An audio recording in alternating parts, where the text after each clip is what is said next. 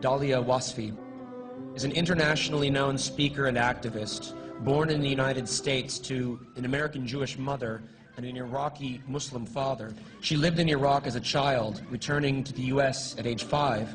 After graduating from Swarthmore College with a BA in biology in 1993, she earned her medical degree from the University of Pennsylvania in 1997. Dr. Wasfi has made 2 trips to Iraq to visit her extended family since the 2003 shock and awe invasion, including a 3-month stay in Basra in the spring of 2006.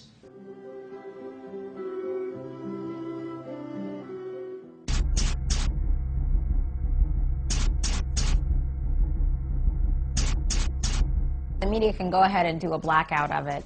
The truth eventually will come to light, one way or another. And many people, even those who are in denial and can't face it, somewhere deep down they know that, that what we're doing is wrong, what we're doing is illegal, we were lied to, and we have to stop lying to ourselves and recognize that our obligation, our only obligation at this point, is to end the occupation and bring the troops home. As IVAW calls for, bring them home, take care of them when they get here, and pay reparations to the Iraqi people.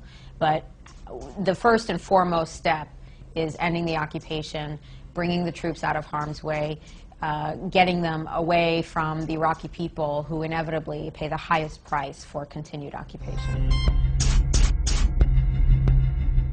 Oded Yinon.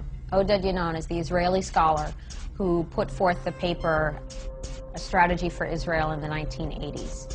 And in that paper, it's a plan that's outlined to basically divide up the Arab world, and Iran too, I believe, into smaller states, with the idea that smaller states are weaker states and therefore easier to dominate and control.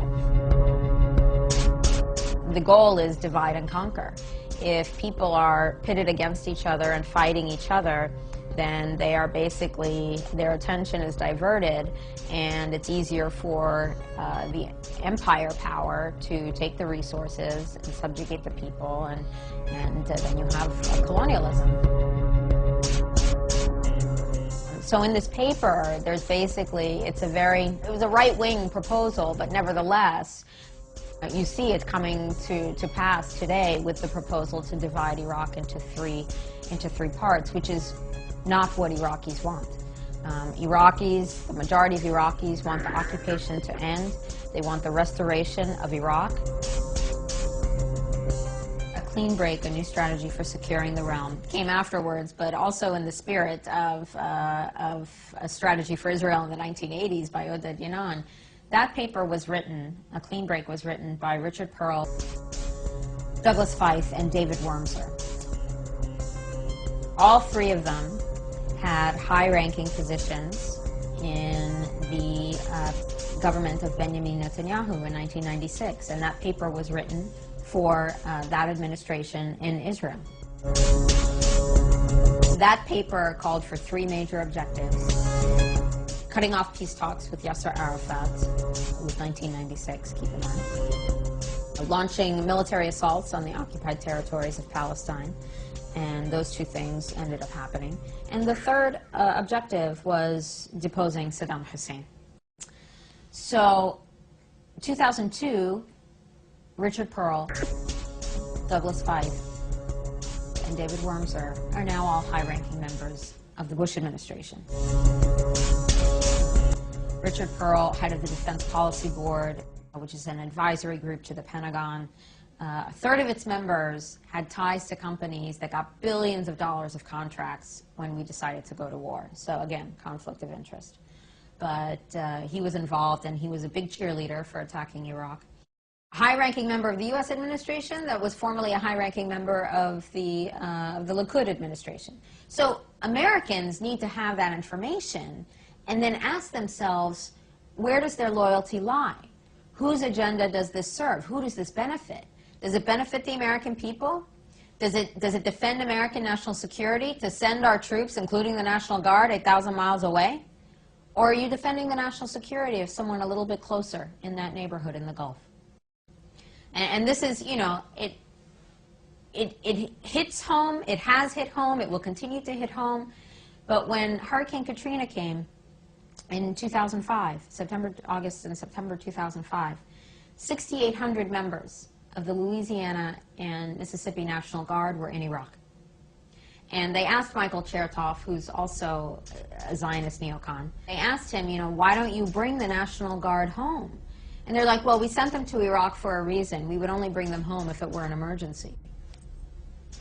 If Hurricane Katrina was not an emergency, then maybe a hurricane that hits Malibu or the Hamptons is an emergency, not victimizing poor black people predominantly. But that's the reality, is that high-level members of the administration have ties to corporations, have ties to foreign governments. And Douglas Feith actually had to resign from his position in the Pentagon. He was the third highest-ranking civilian in the Pentagon. And then he began to be investigated by the Senate Foreign Relations Committee and the FBI because top-secret information, top-secret U.S. information on Iran's nuclear program was leaked to the Israeli government through his office. There were issues there about ties to AIPAC, the American-Israel Public Affairs Committee.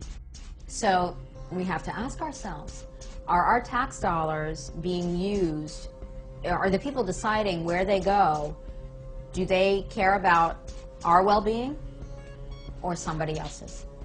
And that is the ultimate question, because that's what the Bush administration is telling us, that we're doing this for you, we're protecting you, this is all for you. On the political side, there are actually quotes from Philip Zelikow, who was named 9/11 commissioner.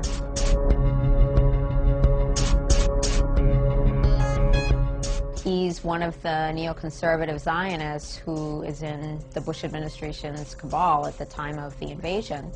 And he's speaking at University of Virginia in September of 2002. He said, why would Iraq make nuclear weapons and attack us with nuclear weapons?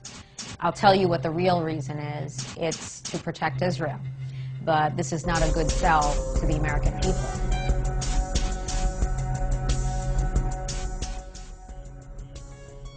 So rather than saying to the American people, Bush says, you know, we need you to send your sons and daughters to go kill and be killed for control of oil and Israeli national security, this is not going to go over well with the general public. But September 11th happened. We were made to be afraid. The whole country was in a state of shock. We were lied to and said Saddam Hussein did it. We were lied to and told that he had nuclear weapons and would strike us in 45 minutes. And with that pressure, there was still a lot of hesitation and, of course, worldwide demonstrations against the invasion. Americans need to have that information and then ask themselves, where does their loyalty lie? Whose agenda does this serve? Who does this benefit? Does it benefit the American people? Does it defend American national security to send our troops, including the National Guard, 8,000 miles away? Or are you defending the national security of someone a little bit closer in that neighborhood in the Gulf?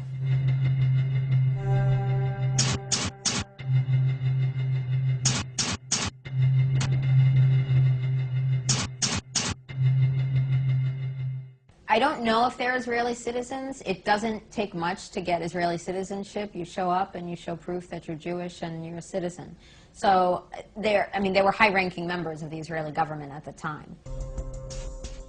Aren't Palestinians Semitic too? Mm-hmm.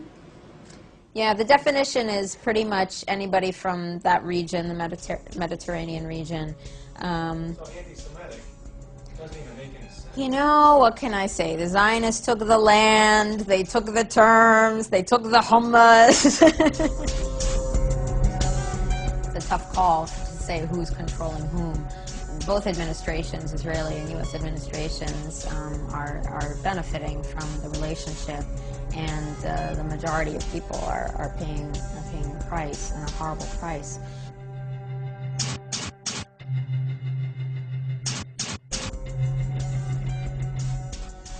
An American Jewish mother and an Iraqi Muslim father